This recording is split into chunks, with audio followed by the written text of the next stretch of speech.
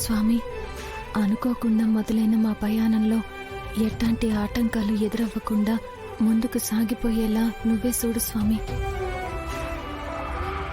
ఎర్ర బస్సుతో ప్రయాణం నా వల్ల కాదు. ఎంత వీలైతే అంత తొందరగా ఎర్ర బస్సులు నా నుంచి దూరం చేయి స్వామి. మా ఇద్దరి జీవితాలు చూసి పెద్దయ్య గర్వపడాలి. ఆయన తీసుకున్న నిర్ణయం తప్పుడు నిర్ణయం అని ఆయనకి అనిపించకూడదు.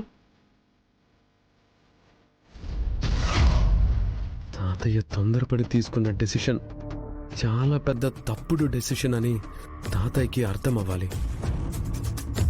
అర్థమయ్యేలా నువ్వే చెయ్యాలి. ఇంకెవ్వరి విషయంలోనూ తాతయ్య ఇలాంటి నిర్ణయాలు తీసుకునే ధైర్యం చేయకూడదు స్వామి.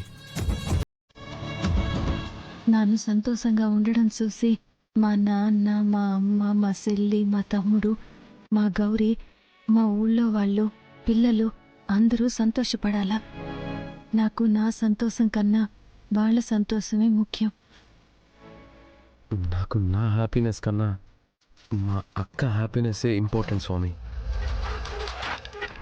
నా లైఫ్లో ఈ ఎర్ర బస్ ఉండడం నాకే కాదు, మా అక్కకి, మా అత్తయ్యకి, ఇంకా మా తమ్ముడికి, నా చెల్లికి కూడా ఎవ్వరికీ ఇష్టం లేదు. కాబట్టి వీలైనంత తొందరగా ఈ ఎర్ర బస్సుని వాళ్ళ ఊరికి పంపించే స్వామి.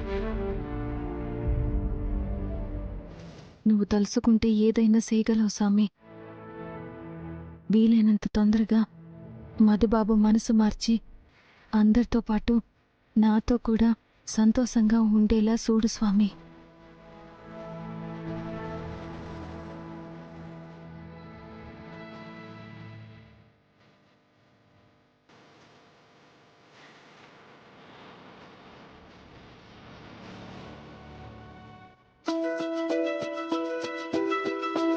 రండి, ప్రదక్షిణాలు చేయాలి.